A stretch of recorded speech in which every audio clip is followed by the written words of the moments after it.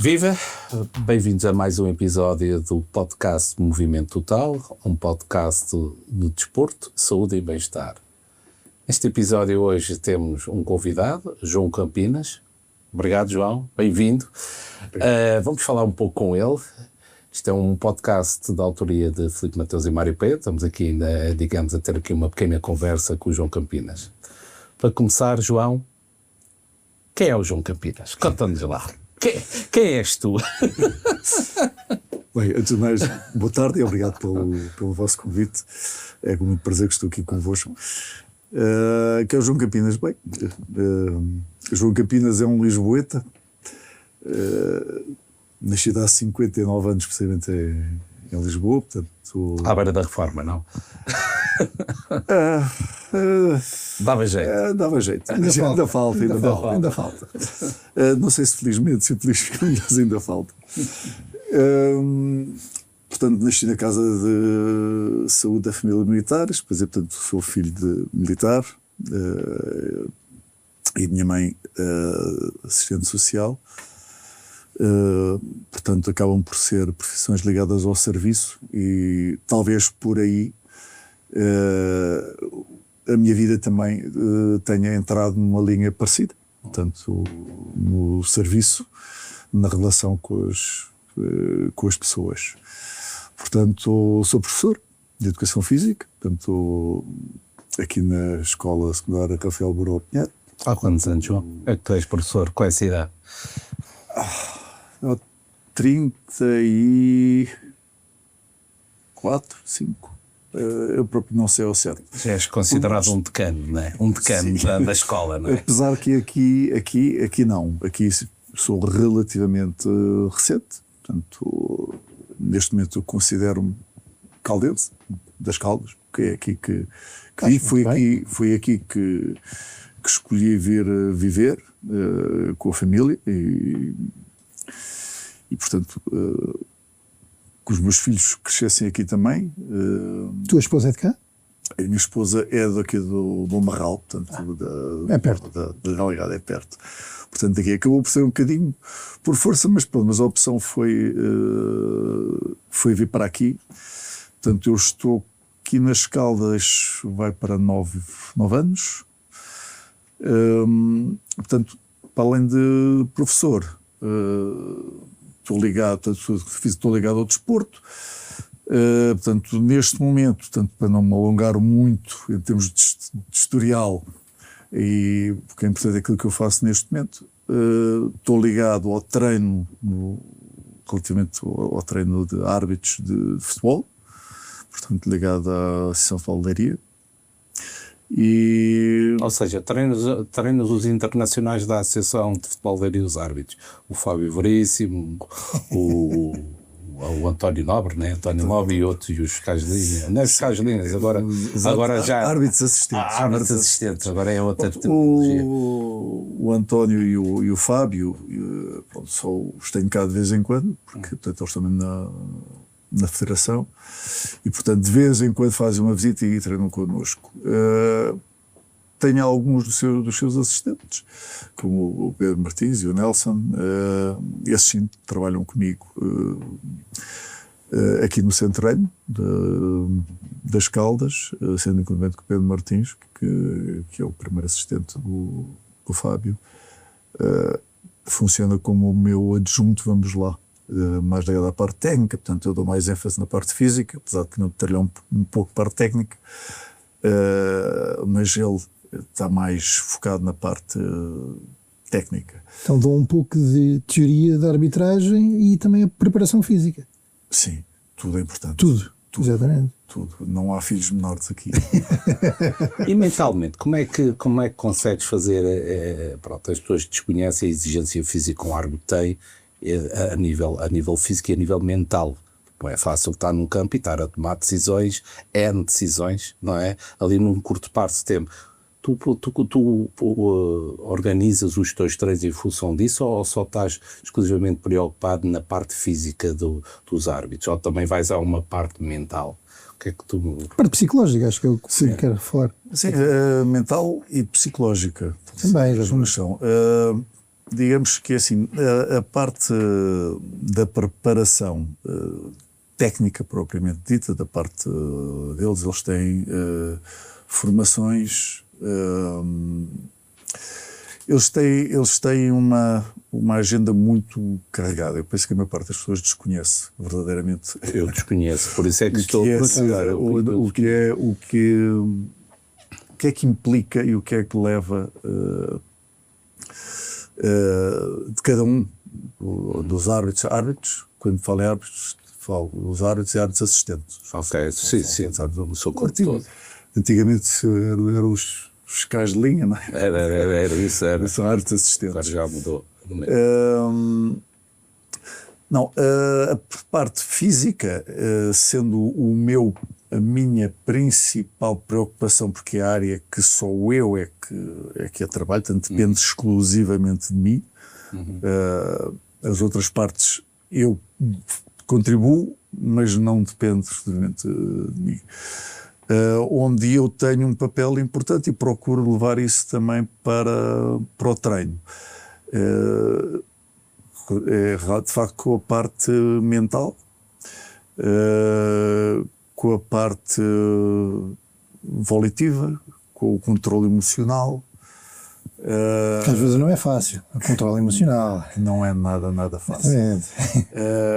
Porque se nós conseguirmos, quando vemos o jogo de futebol, pôr um bocadinho de parte as nossas paixões e as nossas emoções estão normalmente ligadas a um lado, e olharmos só para aquilo que de facto o árbitro faz e tem que fazer, as decisões que tem que tomar, tendo consciência do peso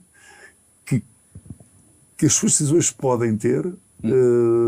E às vezes aturar aqueles exageros dos jogadores e manter o controle. Exatamente.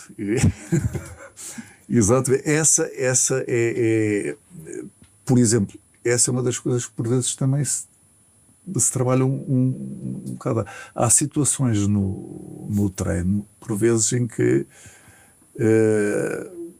os colocamos perante uma certa sensação quase de injustiça, eu diria, do inesperado. Provocam mesmo essas situações no treino? E eles têm consciência disso? Em algumas situações, ou seja, se eles tiverem previamente, deixa de ter efeito. Okay. Pronto, é isso mesmo. Era a minha pergunta. Agora, naturalmente, depois disso, portanto, no final é sempre abordado e fazemos e desmontamos e para perceber. Mas isto, atenção, eles também na sua formação, a formação que têm fora, provavelmente depois do centro de treino, eles trabalham isto, mas é sempre diferente quando trabalhamos no terreno com eles.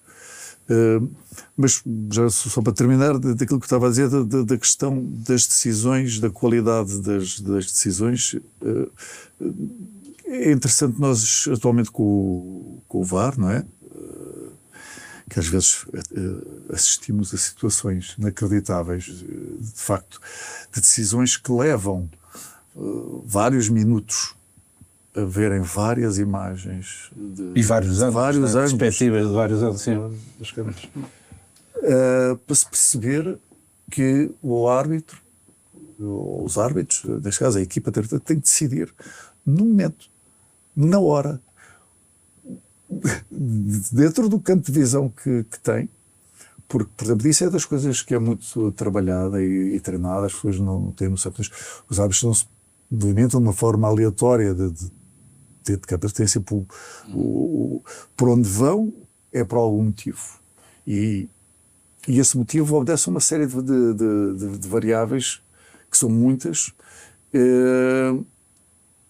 e que são sempre diferentes, e que se conjugam de forma diferente. O árbitro pode dar por si e dizer assim, está muito bem posicionado, faça isto, e de repente está no caminho da bola, está no caminho de um jogador. Portanto,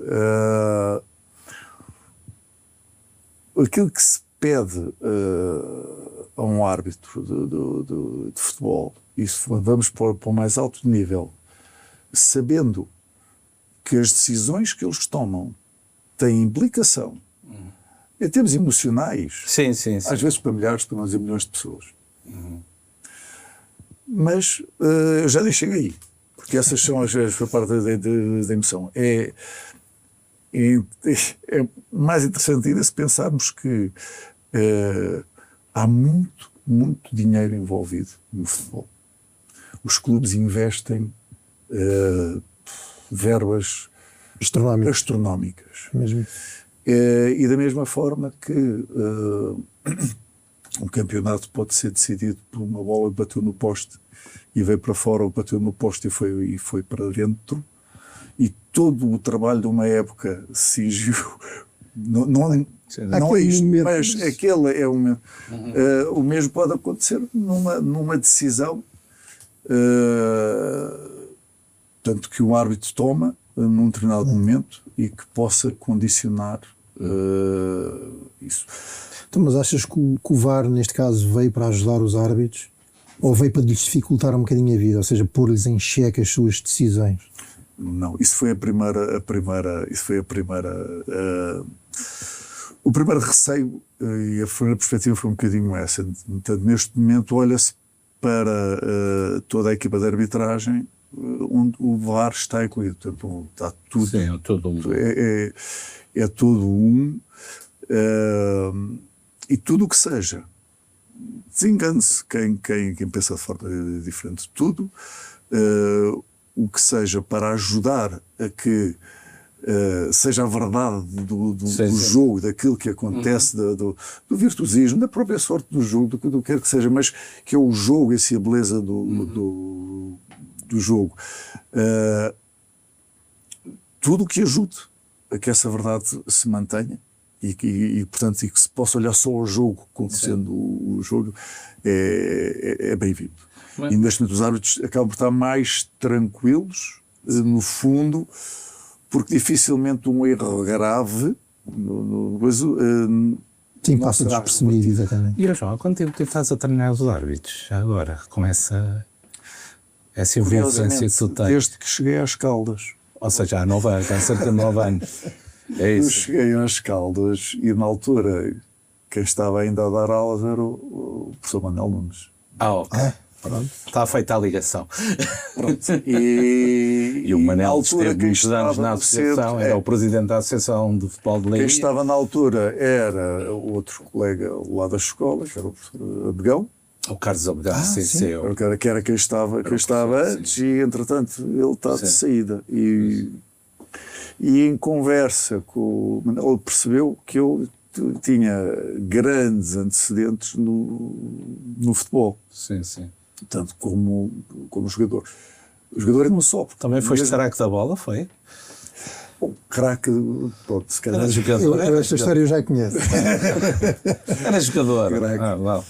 Era jogador, sim. Passaste ao lado na grande carreira, é isso? Não tinhas um empresário que pudesses ajudar-te na altura? Eu não sei, eu não gosto muito de olhar as coisas nessa perspectiva a culpa foi dali, eu podia ter sido... Poderia, mas se as coisas tivessem corrido, houve de facto um momento na minha carreira que acabou por... não acabou com ela, foi um ponto de viragem, de facto, que é quando porque eu venho do Estrela da Amadora, portanto, quando subimos à primeira divisão e tenho tudo acordado para a Vitória de Guimarães por 3 épocas, um contrato por 3 épocas, desde que não fosse à tropa. Ok. Calhou-te a falta. Na altura era o serviço militar obrigatório, quer dizer, não era para todos. Sim. Muitos não, e assim foi, mas o que é facto é que se eu olhar a tudo o que... bom, primeiro nada é garantido, não é? Não era por isso que eu poderia ter ido. Isso depois permitiu-me que a minha vida tomasse outros rumos, outros caminhos. Já lá vamos falar disso. E portanto, tudo isso me ajudou a construir a pessoa que sou hoje. Eu não sei a pessoa que seria se tivesse sem nada. Mas, João, diz-me uma coisa. Tu és professor de Educação Física, é assim que se diz, não é? Como é que tu, então, como é que é as tuas aulas? O professor é um professor fixe para os alunos? Não vais ter essa componente mental e filho de um treino de armas que é completamente distinto. Que tipo de competências é que achas ou que tu valorizas nos teus alunos, que são miúdos? Penso eu que ser uma amplitude diversa de idades, não é? Ou só estás a dar ao secundário, mas até estás a dar aos outros? Neste momento, ou seja, desde que vim para aqui, só estou a dar ao secundário. Okay. Antes de chegar aqui, tinha estado quase 20 anos no segundo e terceiro ciclo. Ok. Então já tens uma grande bagagem. E antes disso tinha estado no secundário. Portanto, experiência não te falta. Experiência não me falta. São idades completamente diferentes. Mas pronto, mas a pergunta também não era... Não, a questão é que tipo de competências, digamos, é que tu treinas, os miúdos, o miúdo, digamos, aquelas competências do desporto, de foco de equipa, compromisso, que hoje em dia é preciso ter compromisso naquilo que fazemos. Tu ensinas isso nas tuas aulas, deixas, digamos, como é que tu organizas, digamos, as tuas aulas, se bem que são, entre aspas, treinos, como ela não é um treino, completamente diferente dos hábitos. Como é que tens algum plano estruturado? Primeiro estudas os alunos para ver se eles estão aptos para... Sim, acaba por estar tudo ligado porque estamos a falar de atividade física, não é? E muitas vezes de jogos, porque a educação física não são só jogos, não é? Há outros desportos individuais, inclusivamente, portanto, sem ter a relação com o outro. Mas eu diria que são coisas completamente distintas. Acabam por ser distintas. Acabam por ser distintas logo neste sentido. Com os árbitros, por exemplo, quem diz que os árbitros diz se eu estiver ligado a um clube como treinador, seja do que for, e não vou falar de formação, porque já entramos num campo um bocadinho diferente, em que os resultados são importantes, mas não são o mais importante. Isso dava para uma conversa muito grande. Fui. Claro. Só que isso depois também se prende naturalmente com aquilo que são os objetivos do próprio clube e aquilo que se pretende e não pretende, e tem que estar tudo alinhado. E ok. Mas como a pergunta não tinha sido bem essa, com os alunos é muito diferente. Aliás, eu faço questão de que eles percebam que, independentemente das suas características morfológicas, fisiológicas, do género, do que quer que seja, todos eles podem ter, porque de facto, quer não, há uma nota no final do período e no final do ano. Os períodos avaliativos. E portanto, que podem ter uma boa nota. Uhum. E que a escola, na educação física na escola, não é para formar atletas. Longe disso. Podemos contribuir se esse for o caminho que eles também querem tomar. Mas tu não estás envolvido no desporto escolar lá na escola, não? Estou. Aí está.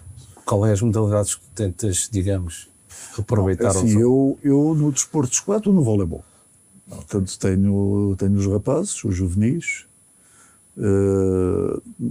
Já tive também a coordenação do desporto escolar, lá na escola e não só, e em outros lados. Ou seja, tu estás às aulas de educação física, treinas os árbitros, ainda és treinador de voleibol? No desporto escolar. Sim, no desporto escolar. Quer dizer, já o fui também noutras alturas. Neste momento não, de facto, é no desporto escolar. E mesmo o desporto escolar, pronto, e aí há uma diferença grande das aulas para o desporto escolar em si, há algumas diferenças. Sendo que, mas eu estava só a acabar de falar da questão das aulas e daquilo que eu digo aos alunos e que eu sinto que é o mais importante para que eles percebam. Passa tudo por eles. A forma como eles encaram os desafios que lhes são propostos, aquilo que eles conseguem, acima de tudo, superar-se a si próprios, e neste caso, muitas vezes, e isto é talvez das melhores sensações que nós temos como professores, é quando vemos no olhar do aluno ou da aluna um brilho da conquista de algo que eles não acreditavam que fossem capazes. Isso deve ser interessante. Acho que há poucas coisas mais gratificantes. Atenção, obviamente, eles é que o fazem, eles é que o conseguem. Nós podemos ser elementos facilitadores e promotores. Orientadores, exatamente. Exatamente. E muitas vezes, lá está, e ajudando nas estratégias de superação. Portanto, a educação física, eu diria que é a única disciplina que mexe com o aluno em todas as suas, como um todo, em todas as suas áreas. Pronto, infelizmente, continua e continuará a ser considerado, temos das disciplinas, uma filha menor, como outras, mas se calhar não é essa aqui a melhor discussão para. Mas sabes que acaba por ser uma daquelas disciplinas que é aquela que é mais esperada por grande parte dos alunos. Pelo menos eu falo na minha idade, quando era rapaz, as aulas de educação física eram aquelas que a gente ansiava ter, quer dizer, as outras até dispensava. Agora, educação física era sempre aquele momento privilegiado. Já foi mais assim. Mas isso porquê? Porque ir à escola, mudança de escola, mudança de atitudes, os miúdos agora também já pensam de outra maneira. Outros tempos.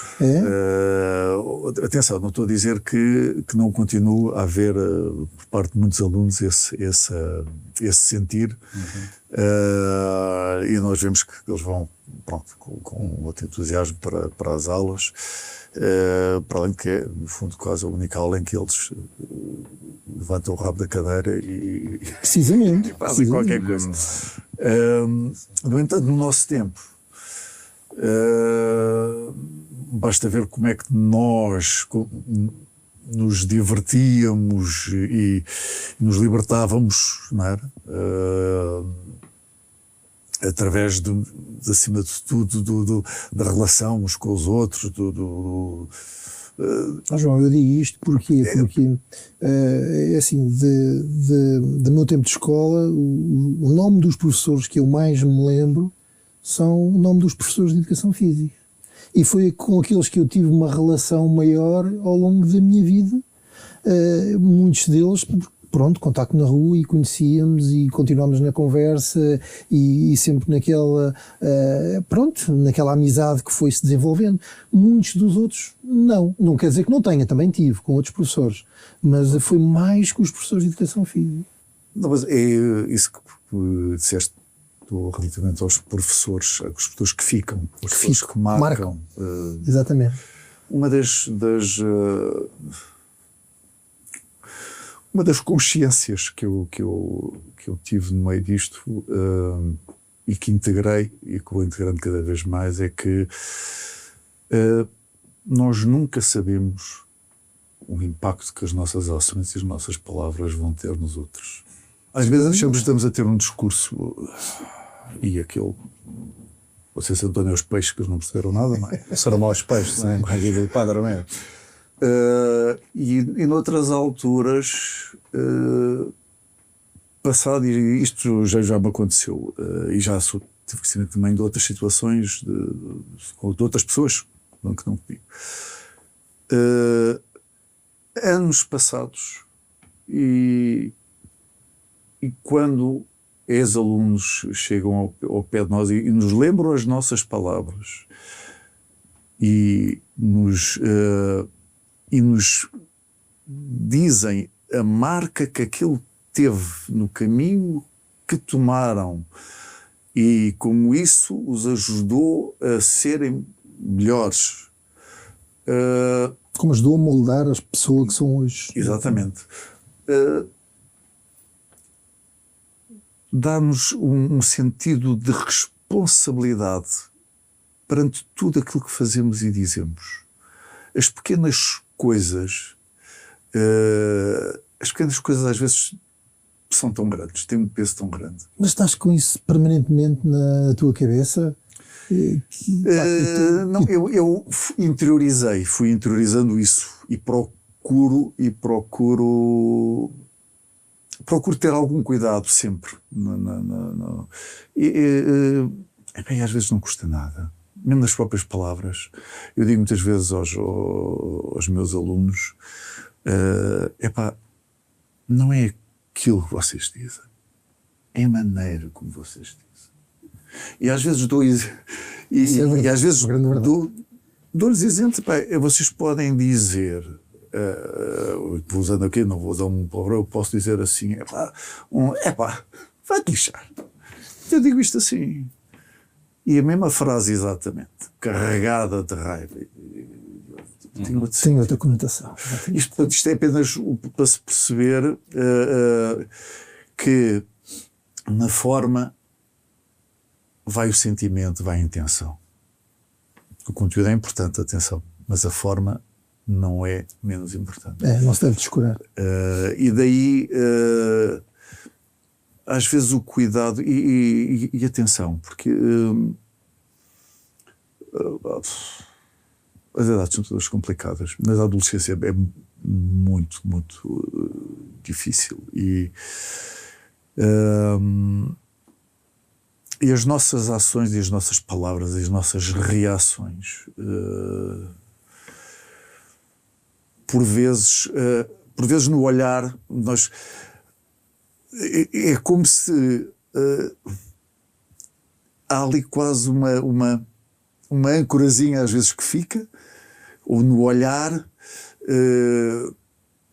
como que à espera, por vezes, de um validar, ou num sorriso apenas. Às vezes um sorriso, que é o suficiente para se sentir que há valorizado. E a atenção. Que há, exato. E o cuidado. E que, ok, apesar de estarmos... não somos família, não somos amigos, às vezes tornamos amigos. Claro. Às vezes tornamos amigos. Mas que é uma preocupação genuína. Perfeito. E isto tem, às vezes, tanta coisa que nós ensinamos não serve para nada. E muitas vezes na forma de estar, na forma como interagimos, como integramos num momento prático, porque depois a vida, o mundo real é ali naquele momento entre nós. E na educação física, muitas vezes, nós estamos a lidar com as emoções, com a relação, portanto, com as emoções que têm das relações uns com os outros, de si próprio, das coisas que levam, que não levam, do facto de não estarem a conseguir superar qualquer coisa que lhes está a ser proposto. Por vezes, porque nem sequer conseguem tentar, porque já estão de tal maneira derrotados. Sim. Que preferem nem tentar. Porque depois cada tentativa, porque isto não é para todos, e aqui lá está a questão, às vezes, de diferenciação entre, falamos dos Ronaldos e não sei o quê, pronto, chegando um ponto, mas dos atletas. Os atletas, lá está, não são aqueles que não falham, porque aqueles que não falham agora já falharam muito. Ora, aí está. Isso aplica-se em tudo. Exatamente, eu tenho que pedir tudo. Eu não estou a dizer nada novo. Portanto, Nada, aplica-se sempre em tudo. Cada erro, cada falha é uma oportunidade de melhoria. Mas é preciso ensinar aos miúdos isso. E muitas vezes eles não têm essa percepção. Isso é o que eu noto um bocado, às vezes, agora com esta geração que nós temos agora. É que eles têm alguma dificuldade em querer errar. Acham que conseguem aprender tudo sem fazer asneiras. E isso não é possível. É verdade, mas aí a culpa é muito nossa. É verdade, também. É muito da nossa geração que... E atenção, não estou a excluir. Nada, também foi. Está todos incluídos, como costuma dizer. Que não lhes damos o espaço do erro, o espaço do risco. Há riscos que têm que ser corridos. E há erros que têm que ser cometidos. Só assim é que eles incorporam essa experiência e vão...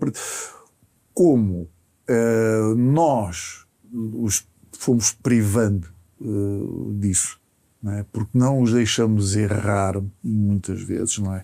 Não os deixamos... a ideia de querer poupar ao erro acaba por ser um grande erro nosso. Nós temos que os deixar traçar o seu caminho, bater com a cabeça na parede, e isso são aprendizagens, são muitas aprendizagens. Eu costumo dizer que é o que eu acho muito isto, que um dos maiores pecados, vamos lá, que nós, a nossa geração tem cometido com as gerações seguintes, é privá-los da conquista, do valor da conquista. Lá está a tal superação. Eu não sou capaz, eu não consigo, eu caí, eu falhei, eu errei. Vocês lembram-se com certeza, no nosso tempo, isto vale o que vale, outros tempos. Não, mas por exemplo, a paciência. Nós termos o saber lidar com a espera. As coisas levarem o seu tempo. Eu quero isto. Pois, mas agora não pode ser. Agora não há possibilidade. Agora não. Ou seja, mesmo sem haver mais nada, só o valor da conquista, de eu ter sido paciente, de eu ter esperado, de eu ter... Quando finalmente isso me é dado, o valor que eu lhe dou é muitíssimo superior ao valor que eu estou, no momento em que eu o pedi, eu o tiver. E quanto mais difíceis as coisas são, mais saborosa é essa conquista, maior é o sentido de realização. E muitas vezes fala-se a pessoa se realizar. O que é a pessoa se realizar? É isto também. Correto. É eu sentir que construí. Eu construí-me. Eu cheguei ali porque eu... E isto é consistente. Isto não é facilmente derrubável. Isto é uma estrutura forte. Ora, nós fomos privados. Porque isto quer não é pá, olha assim, esta coisa, ok, olha, prémios para todas estas belas coisas, olha, toda a gente tem prémios, é igual, é quase que é igual. Não concordo nada com isso. O terceiro dizer aos filhos, pá, não, mas são todos, pá, não, nós somos todos diferentes. Nós somos todos diferentes, com virtudes e capacidades diferentes.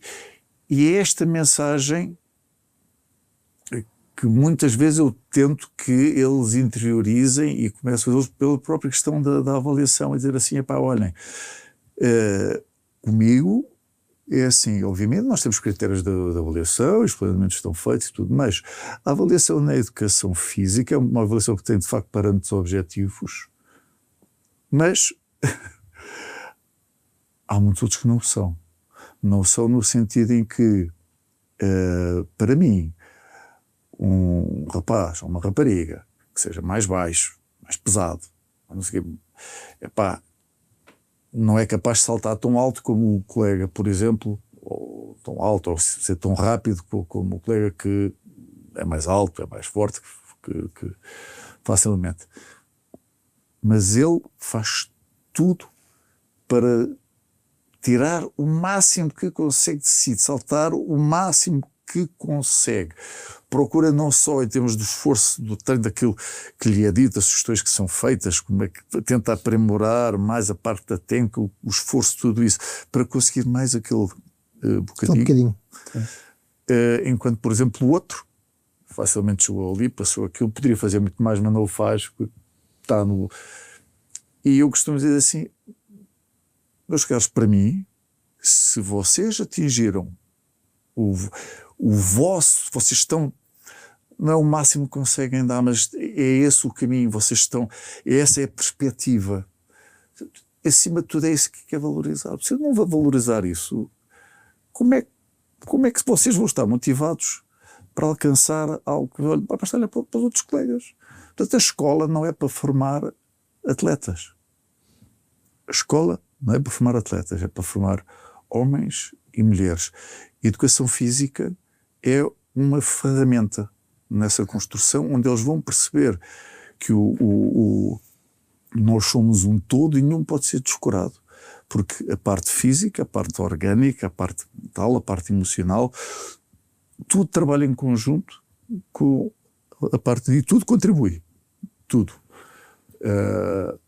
Se nós formos mais saudáveis, se o nosso corpo tiver mais disponibilidade, tiver mais energia, tivermos mais coisas, tudo isto ajuda nos processos todos e ajuda-nos a ser mais felizes, a ser melhores, a ser mais competentes. O transfer que tiramos daquilo que eu achava que não conseguia, mas consegui. Espera aí. Portanto, de uma próxima, eles vão pensar assim, pá, tá bem, eu achava mesmo que não conseguia, mas espera aí, que se calhar eu até consigo. Passam a acreditar mais do que são capazes. E isto, aqui, a educação física tem um papel, é por isso que eu adoro ser professor de educação física. Professor, temos tido dias difíceis. Então, espera aí, respondendo à pergunta que o Filipe fez há bocado, tu consideras-te um professor porreiro, como é lógico, não é? Como dizem os meus, és um fixe, não? Exato. Bom, de modo geral, esse é o feedback que eu tenho. Então, agora diz-nos lá uma coisa. Mas como é que agora tu, desta faceta toda de formador de árbitros, de professor de educação física, como é que deste o salto agora para esta tua última profissão, hobby, chamamos-lhe o que quiseres, de DJ? Como é que nós chegamos aqui? Que percurso é que isto é que levaste para chegar cá? A música é uma paixão tão antiga como as outras paixões. E a vida é feita de opções. E é interessante como há momentos na nossa vida que temos de tomar decisões, não é? E as decisões mais difíceis são precisamente aquelas em que percebemos que temos que abandonar, pelo menos provisoriamente, abandonar uma via, porque não nos podemos dedicar, não temos tempo para tudo, a questão do tempo. E eu, de facto, como tive como desportista uma vida muito cheia, tanto que eu estive ligado ao voleibol a alto nível, não é? E ao futebol, pronto, não vou dizer ao mais alto nível, mas pronto, mas a um nível já bastante razoável, não aquele que eu terei ambicionado, não é? Mas isso faz parte, nós almejamos para diante, mas eu sinto que realizei muito. Portanto, a parte da música, que eu desde a minha adolescência, se era lá atrás, eram os vinis e as cassetes, os vinis, tinha essa paixão e já gostava de fazer misturas para gravar, como é que ligava e não ligava. Mas, entretanto, pronto, nas voltas que a vida dá, com o voleibol, com o futebol, com a faculdade, depois naturalmente com a família, com todos os afazeres e todas as obrigações e responsabilidades que vamos tendo. Isso foi algo que ficou. Depois, como eu acho também que nada na vida, nada da vida é por acaso, eu acho que não há coincidências, as coisas, eu acho que é uma questão de atenção, muitas vezes. Acho que muitas vezes nós não estamos aí atentos e não nos apercebemos que está um comboio a passar ou que está, e por vezes, às vezes choramos sobre isto, sobre aquilo, e não nos apercebemos que de facto algumas oportunidades surgiram o comboio passou e podíamos já ter posto o pezinho, é verdade. Mas não estávamos atentos, mas que não estávamos, é porque também não era esse o momento. Portanto, isso é como é. Nada sendo por acaso, não havendo coincidências, as coisas andando em determinado momento, portanto, e é um momento relativamente recente, não é? Portanto, não tem assim tantos anos,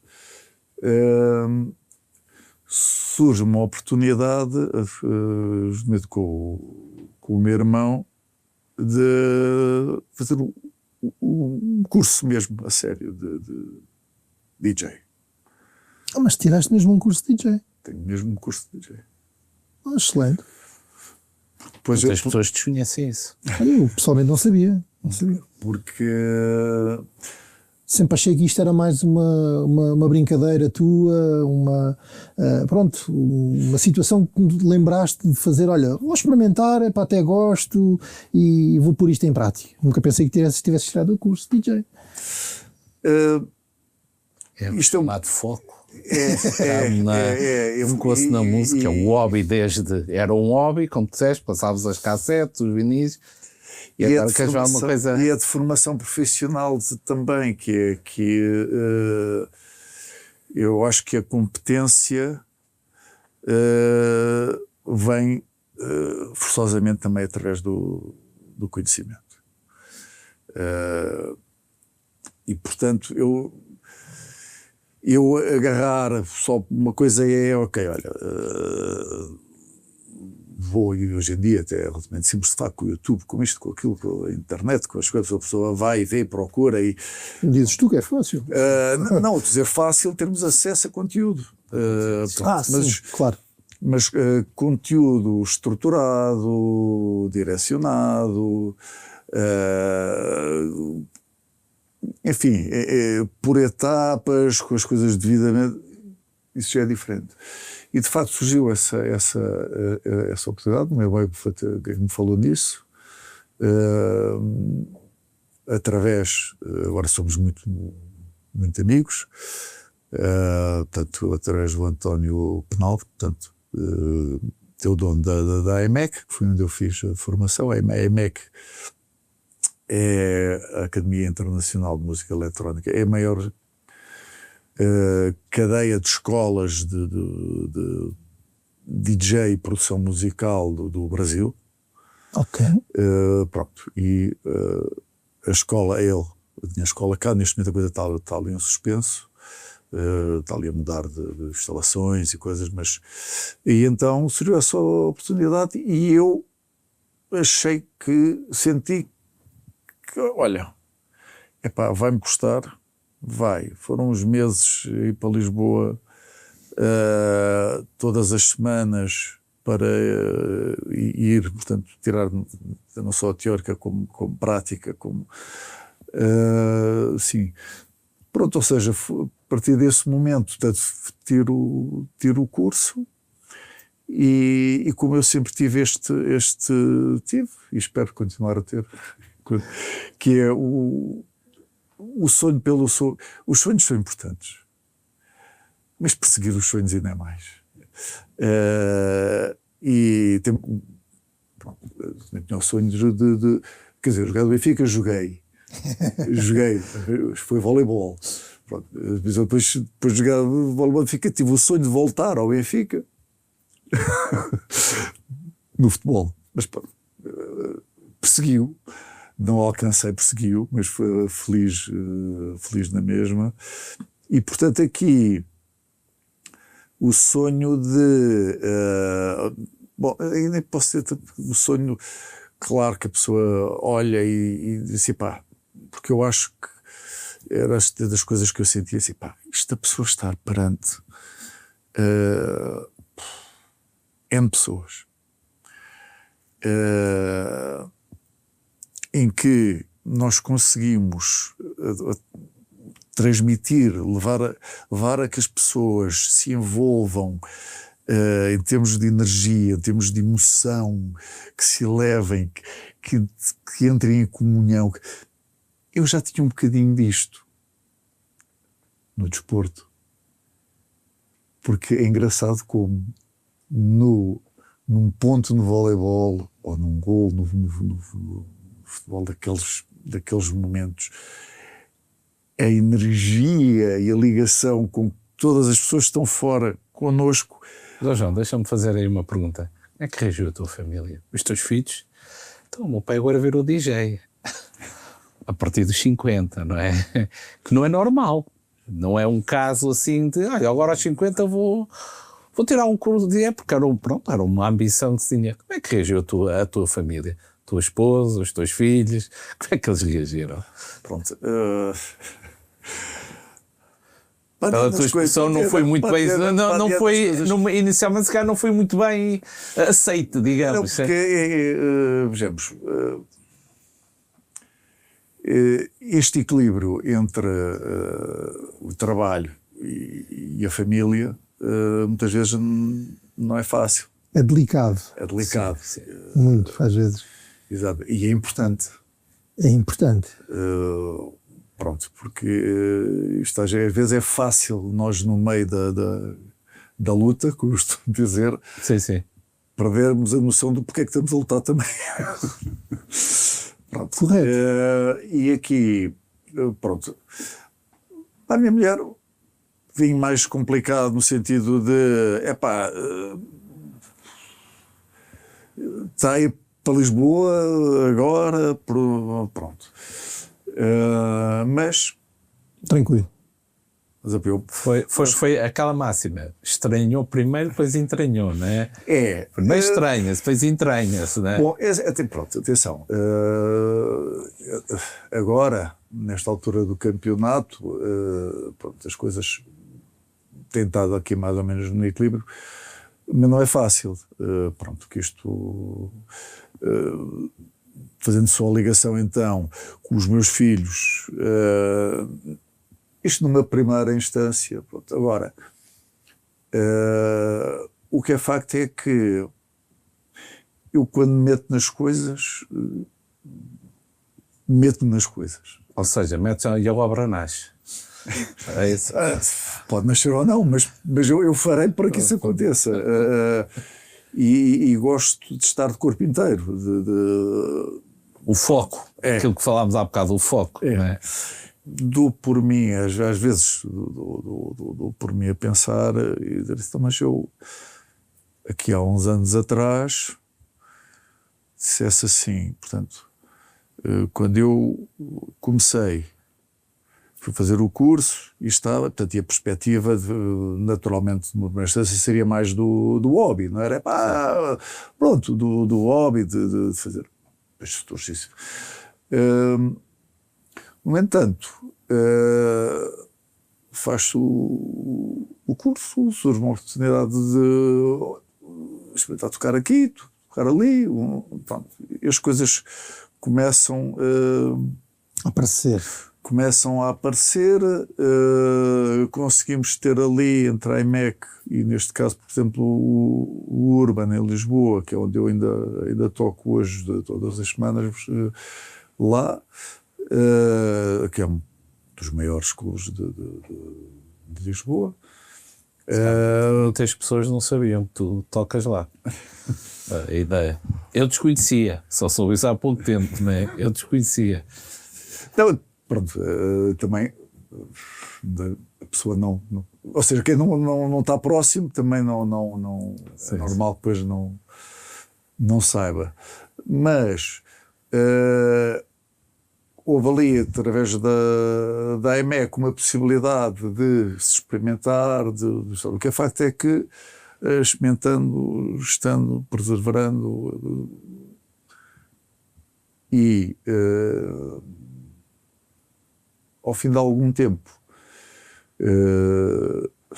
nunca diria eu, passados 3, 4 anos de fazer o curso, então, e daqui a 3 anos estou a tocar todas as semanas nos melhores clubes de Lisboa. Eu disse, não. Então, isso é completamente impensável. Mas não, porque as coisas acontecem. Às vezes nós olhamos para determinadas situações e agora passo um saltinho muito, muito rápido à arbitragem, porque isto é giro, porque todos os anos também, ou o Fábio ou o Nobre vão aqui, por exemplo, a abordar o Pinheiro. Fazer lá uma preleção. Uma preleção. E os alunos, a malta, quando olha de fora e olha para um arte internacional que vai apitar uma grande, não fazem a mínima ideia, ou seja, é algo, não é uma realidade que vejam como estando ao seu alcance, se a isso se dispuserem. Tem é que se pôr ao caminho e fazer o caminho, mas tem que o fazer.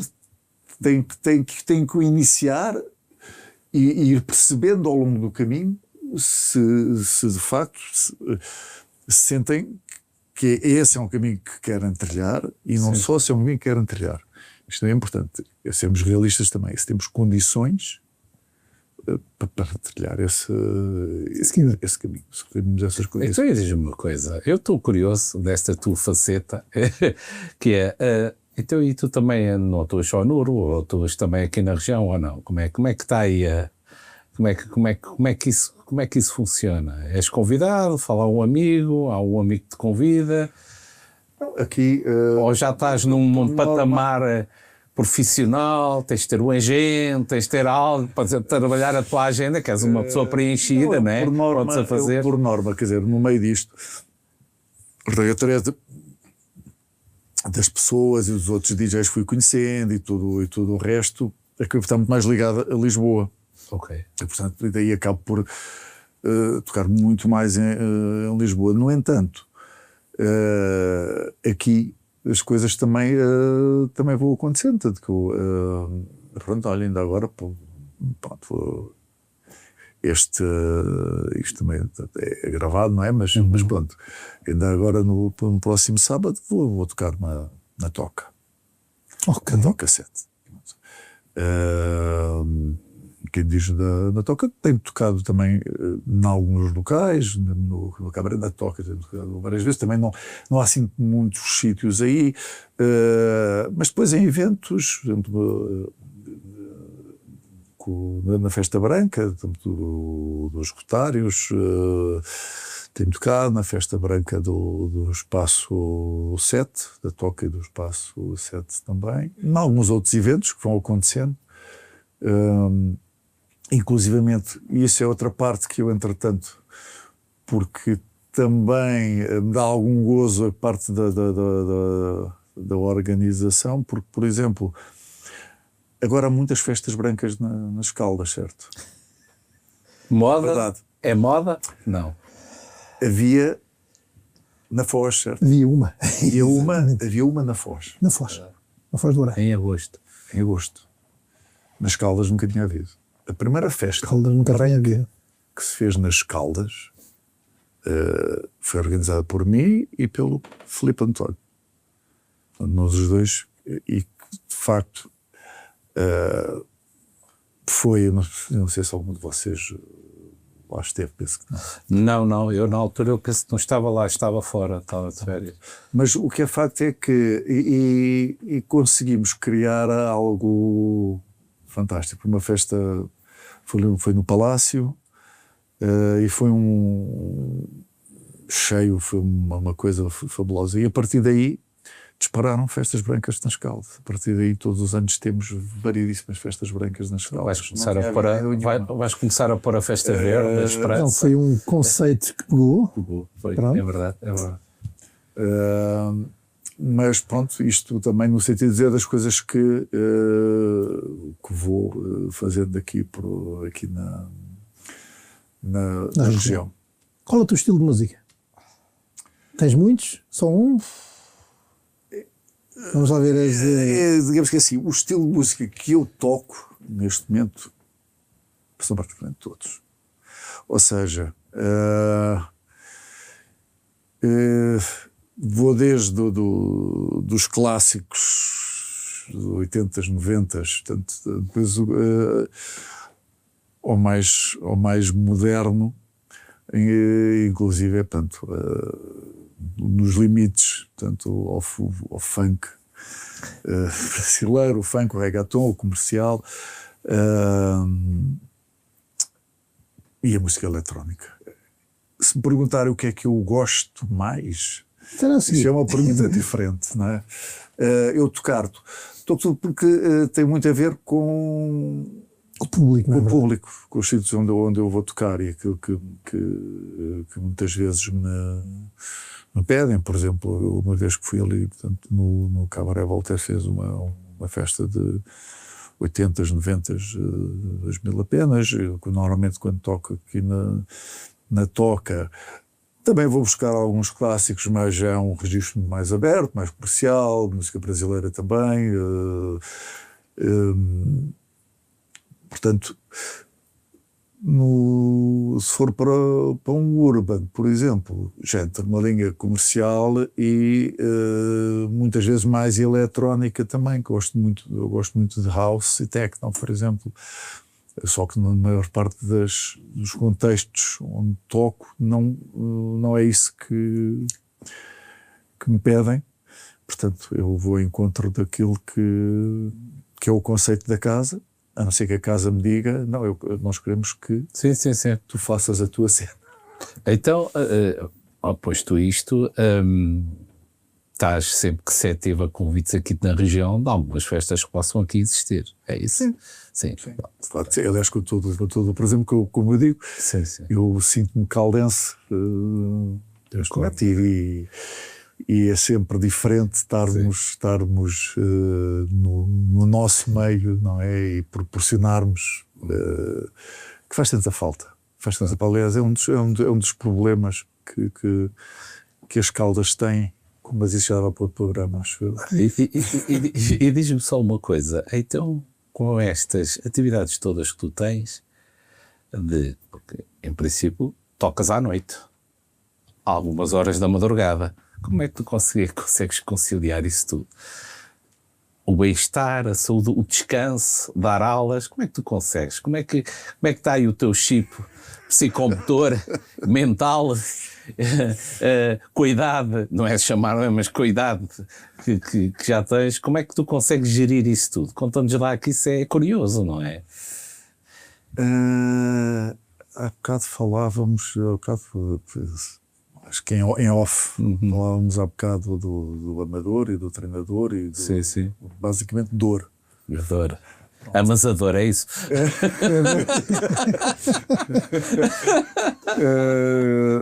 Ou seja,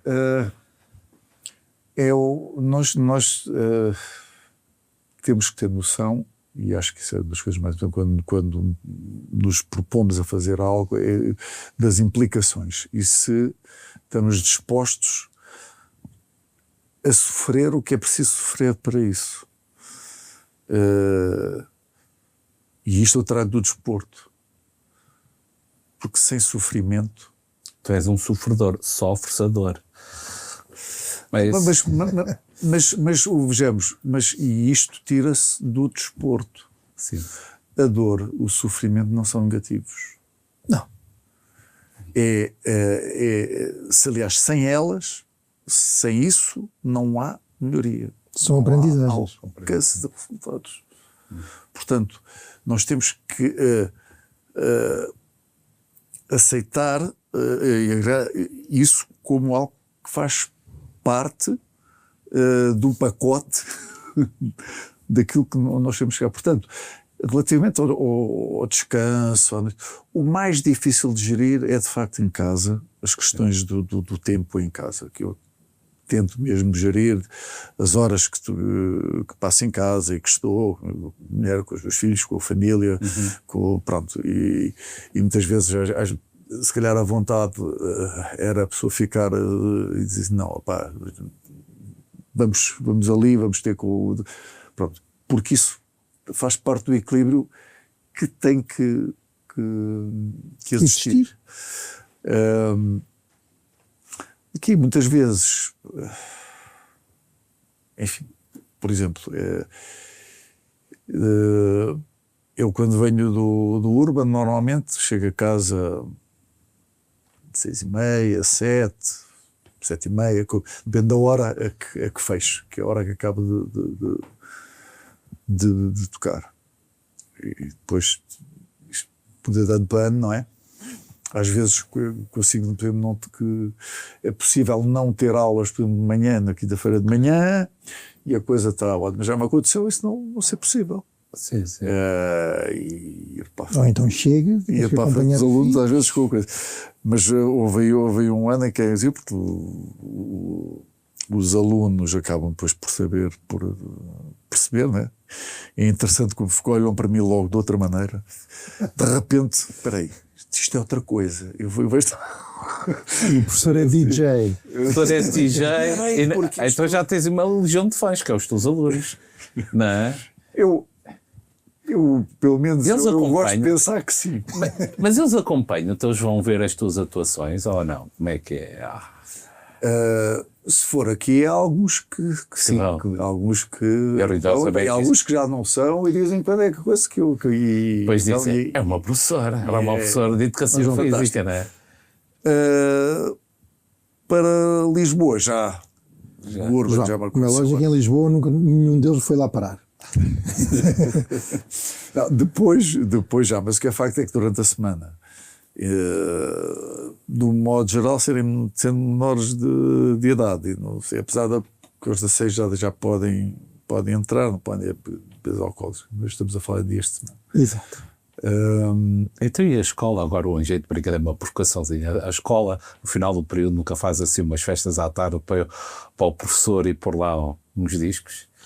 Não há nunca houve vontade, digamos, do lado, neste caso do agrupamento de escolas da Bordal Pinheiro, não é? É onde Sim. Tu estás, na Bordal Pinheiro. Nunca pensaste fazer isso? Estar a dar música aos alunos, eles dão-nos música durante um ano, não é? E nesses dias, ou no final dos períodos, dares música aos alunos. Nunca te pensou, nunca te ocorreu, nunca foi isso planeado? Não, assim, ou seja, sem me ocorrer, nos 2 últimos anos foi isso que aconteceu. Foi? Pronto, porque tem-se feito uma festa final de ano. E depois a direção acabou por também lançar o repto epá, olha, claro que sim, quer dizer, com todo o prazer, quer dizer, é das coisas que me dá mesmo prazer fazer, olha, num momento de festa final, quer dizer, nós passamos o ano todos juntos, sabendo, pronto, o que é a vida numa escola, o que é que implica, e as coisas que acontecem daqui, que acontecem dali, o que é, mas estamos todos juntos no final, e pelo menos este ano passou e no outro anterior, pronto, eu colaborei na festa precisamente depois com a parte de som também, portanto uma parte técnica de som, agora o material e de ajudar naquilo que são também as apresentações todas que há, mas depois também no parte final ajudar a animar por música um bocadinho. Alunos e pais, depois é a comunidade escolar toda que depois que se junta. Se começar eu já percebi, começar a explorar essa parte, porque seguidores temos que arranjar locais para poderes pôr a tua arte musical ao serviço da população. João, o nosso tempo já se esgotou há muito, agradecemos, desde já também agradecer-te a ti publicamente por teres aceito o meu convite e do Mário em fazeres a trilha do podcast. Isso é de louvar e agradecer. Muito agradecer. Já agora os alunos também conhecem a parte criativa do professor, não é? Se bem que é com um pouco, né, mas é criativa. Porque isso foi, passado algum tempo, lá na EMEC, fiz também o curso de produção musical. Ou seja, Uau. temos aqui um produtor, daqui a um tempo começamos a editar Não músicas. posso considerar ainda muita coisa, porque isso requer mais ainda, do que requer Sim. muito tempo.